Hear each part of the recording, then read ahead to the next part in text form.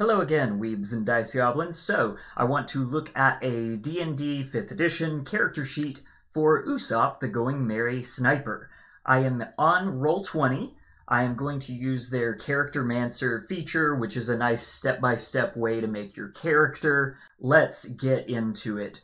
Race for Usopp. Well, he's a human, but that's boring, so let's find some stats that work out nicely with the character that we're trying to make. So I picked Half-Elf. For our ability score increases, I went with the Customize Your Origin feature from Tasha's Cauldron of Everything. That lets me put 2 points into Usopp's Dexterity, 1 point into Intelligence, because we're very crafty, and that'll get important. And also +1 in Charisma, because we are good at lying, don't you know? Alignment, I don't really care out so much. Actually, Usopp is a very, very good boy, but he doesn't follow the rules, so he's a natural chaotic good. He's humanoid, he's medium, his speed is 30 feet. I almost made Usopp a rock gnome to get that craftiness in, but I decided that moving slowly was too bad of a feature on him. We need to move around when we're being a sniper, and especially when we're running away from danger. Skill proficiencies, we're going to pick up Nature and Investigation. Usopp, even when we first meet him, he's very inquisitive. He likes figuring out how stuff works. He's also using the natural environment and terrain to his advantage, and he knows about wood and ships and sea and stuff. So why not? Let's get some Nature in there. Use that intelligence stat. We speak Common and Elvish. I don't think there are any elves in One Piece specifically, but we could call that something different, like being able to talk to nobles like Kaya. We also speak Gnomish because Usopp has his band of little people on the island, the kids, and who knows, being able to amass together a squad of little people to help you out in battle might help out later on your career as a great warrior of the sea. We have Dark Vision, which is not something we specifically see, but hey, it doesn't hurt. And we have Fey Ancestry. Usopp is very loyal to his crew and to his own beliefs, so I don't think he's going to get charmed over to the other side very easily, and magic can't put him to sleep. It probably could, but hey, it's not going to hurt our build, is it? I actually skip around. I advise my players to make their background first, because background does come first, right? You're Peter Parker before you're Spider-Man. So, hopping into background, I have a custom background here. This is a feature in the player handbook. This is not me homebrewing to an incredible degree. This is something that I think your DM should allow you to do. I've picked 2 skills, look just like any background does, for our Village Liar background. Those are going to be Perception, and you were waiting for it, Deception. There are 2 other proficiencies. We don't need a whole lot of languages, so what we are is very crafty. We actually see Usopp, painting the Straw Hats flag, fixing the Going Merry, sculpting even at one point. So he's got tools on tools on tools. For right now, we're going to pick up Carpenter's tools and Painter's supplies. For the custom background feature, we have Tall Tale. So this is one you'll have to get approved by your DM, but you can say, oh, this guy on YouTube made it, so why can't I? Yeah, see how well that goes over. I've tried to make something that's not too powerful, but does have a little more spice to it than your average, guild artisan. Your guild will give you room and board for the night, because we want to make these backgrounds exciting. The background is an important part of your character. Why not make it an important part of your character's features? So, you can weave lies whose impact matches the waves of the high seas. When you use this feature on a crowd of creatures and perform a Charisma Deception roll, you attempt to create a potent distraction or have them follow you into danger. Add your character level to this deception roll.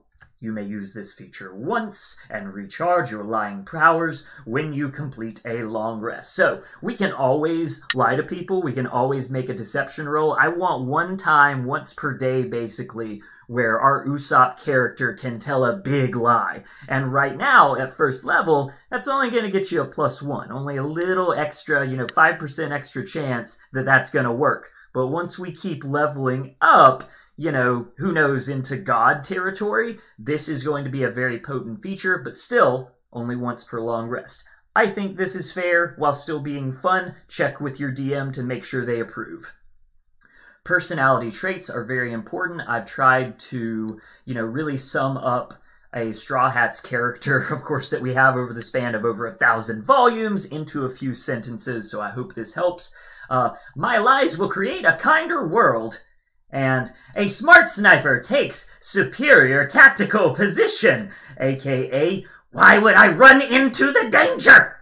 Ideal, live to fight again.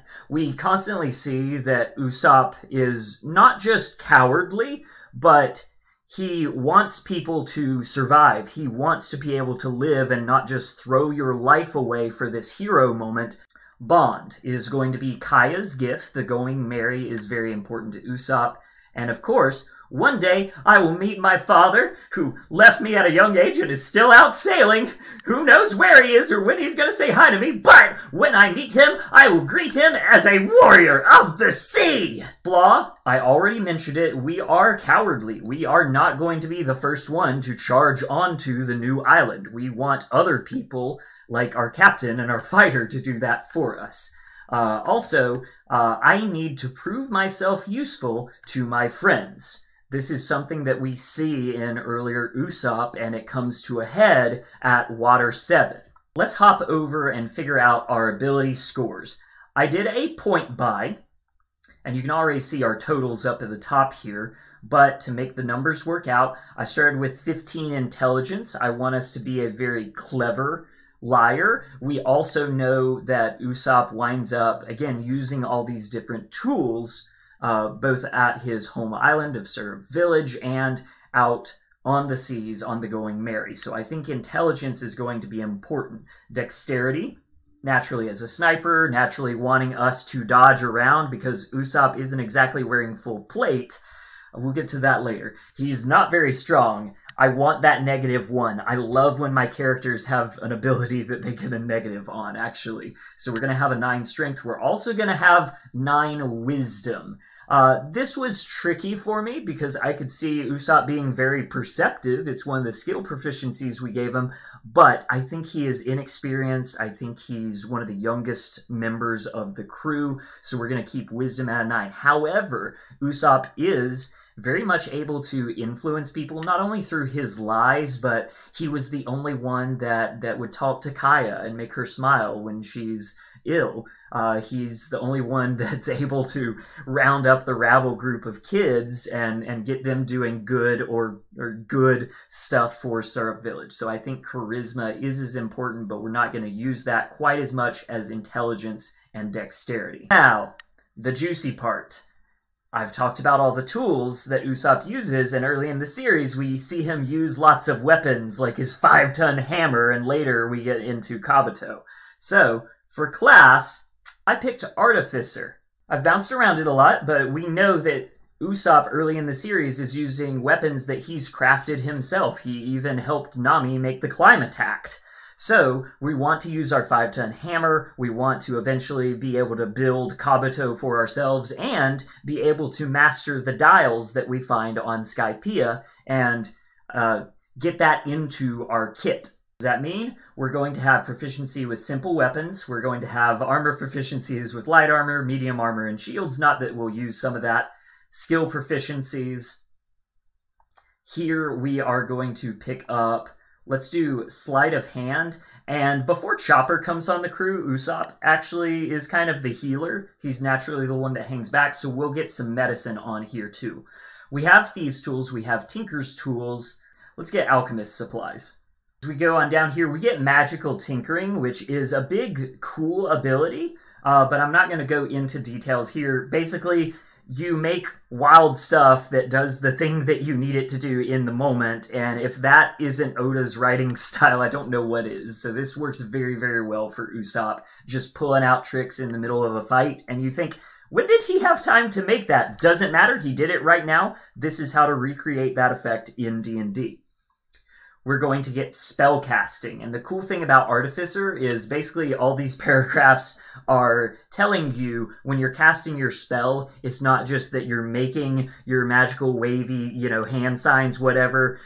You are pulling out an item like a dial, like a 5-ton hammer, like your slingshot, and you are describing this thing that you are doing. I think this ties in really, really well. I think it's a great way for you as a player to show your imagination shining and how you envision your character casting this magical effect. I've gone with class equipment.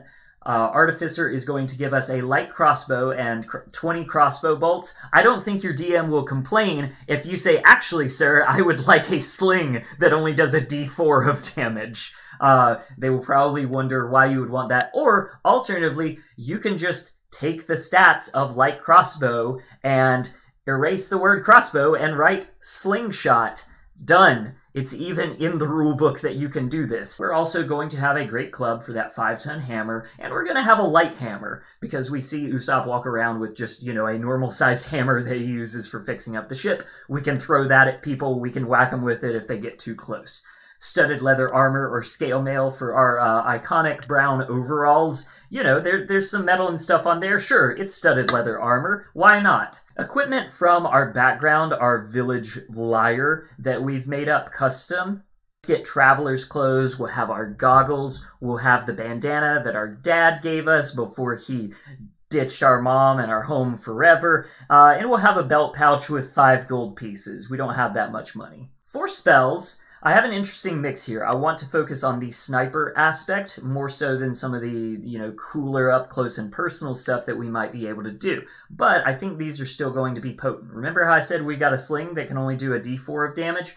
Well, we are going to get magic stone. This is going to let us reach into our pocket, empower the stones that we're about to shoot, perhaps tell our enemies, "Behold, this is about to be a bullseye that goes straight into your brain.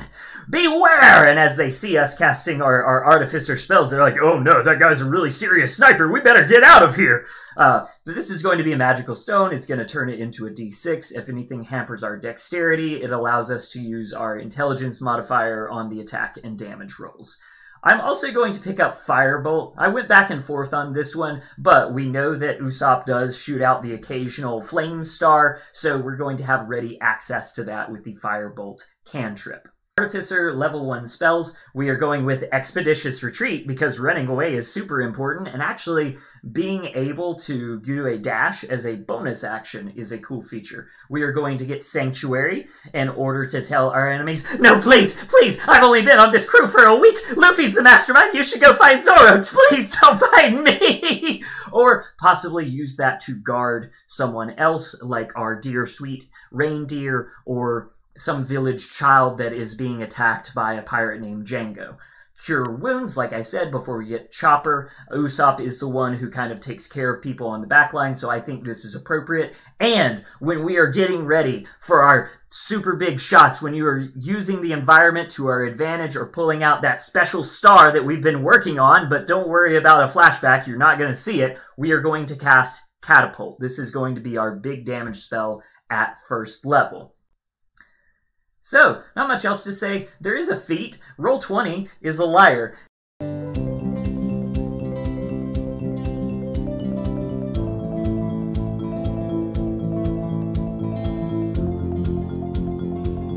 I think that's pretty much all that is to be said about making Usopp as a character, or at least one way that I would do it, because I know you have a whole lot of other ways you could do it, and actually, why do it one way if I'm just making you a suggestion and not a prescription, when I could make 3 character sheets?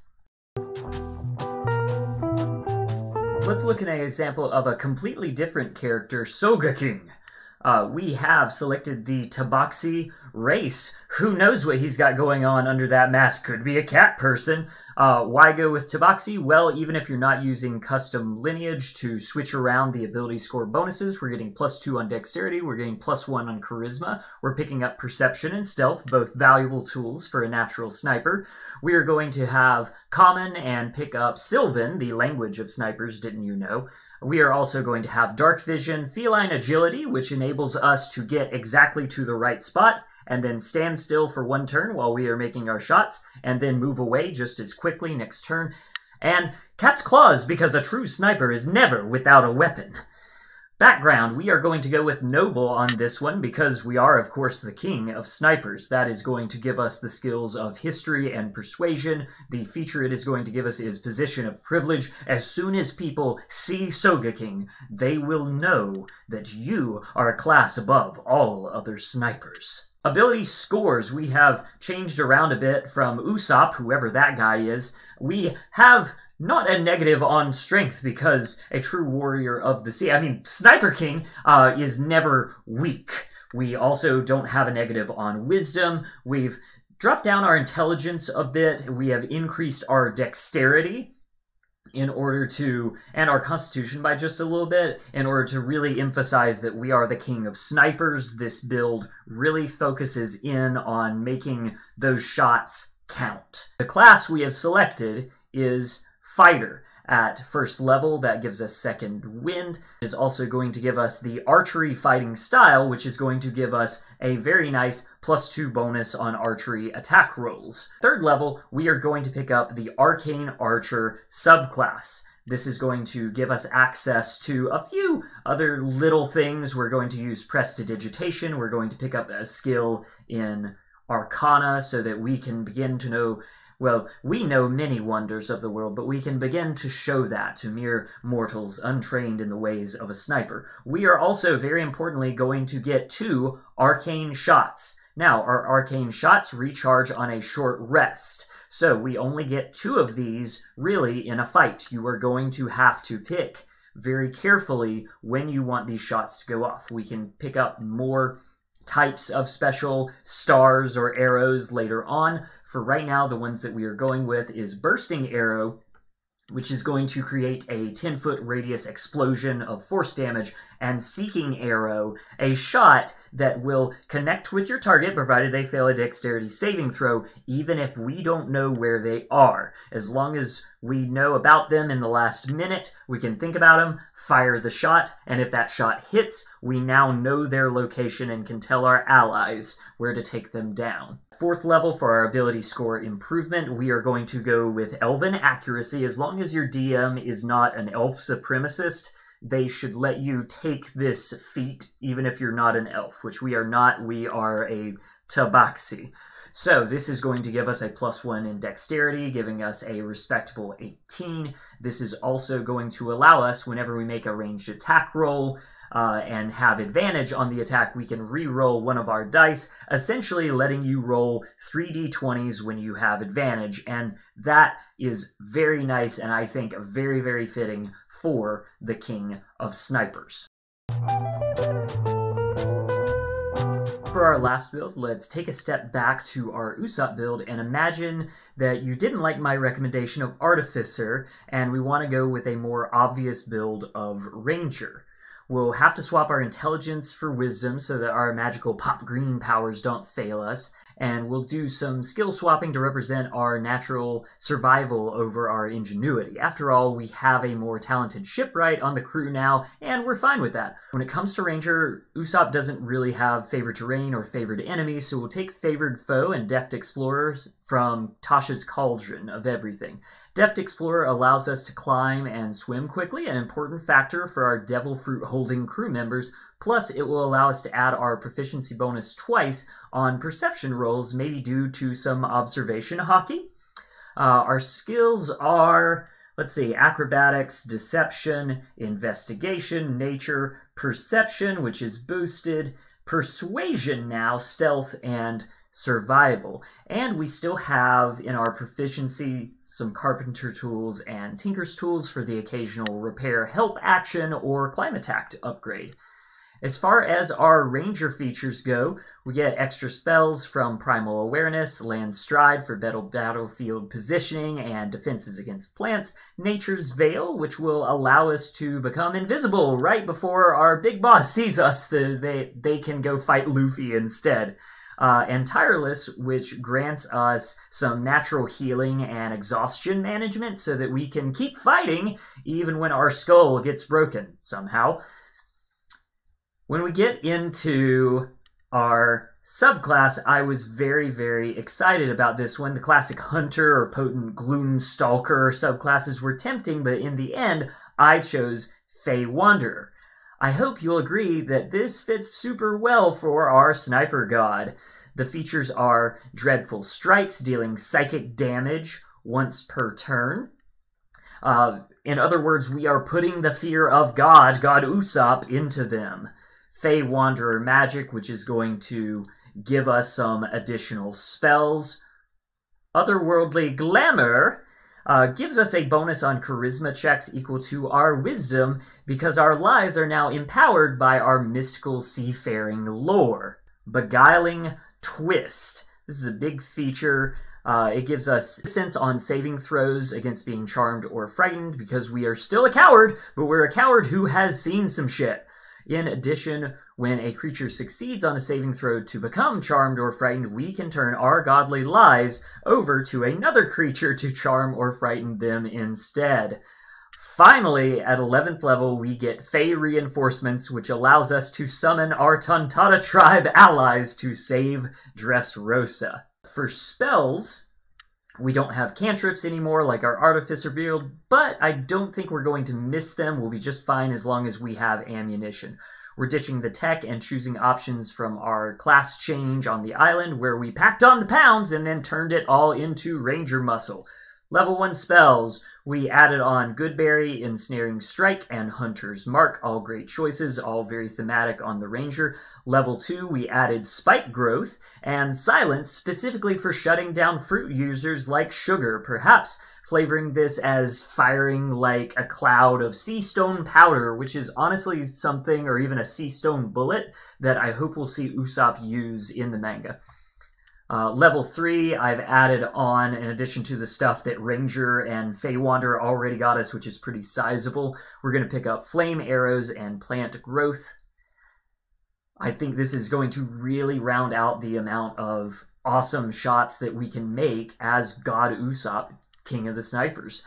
So, for DMs, your Usopp character, your Usopp player, will probably be looking for magic items along the way, like Eyes of the Eagle, bracers of archery naturally, and a bag of holding to hold all of their pop green and all of their mini arrows and sling bullets. This will round out their build, but this is not usually something that you as the player get to pick. This is something that you hope will find along your journey.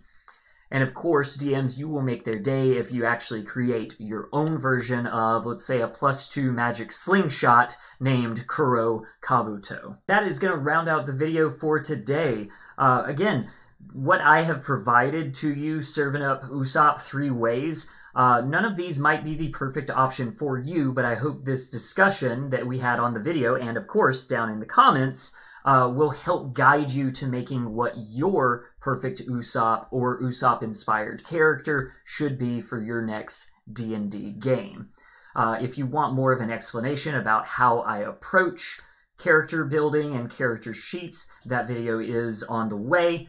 And if you want to see more of the Straw Hat Crew, that is also going to be coming up in the next few months. Thank you guys so much. I really appreciate the love that I got on the last video about tier listing the One Piece arcs as D&D adventures. I was just kind of overwhelmed with all of the positivity, but maybe I shouldn't have been surprised from what a good community this is, and I hope the good interactions and discussion continues. Thank you so much. That's all. Have a nat 20 day.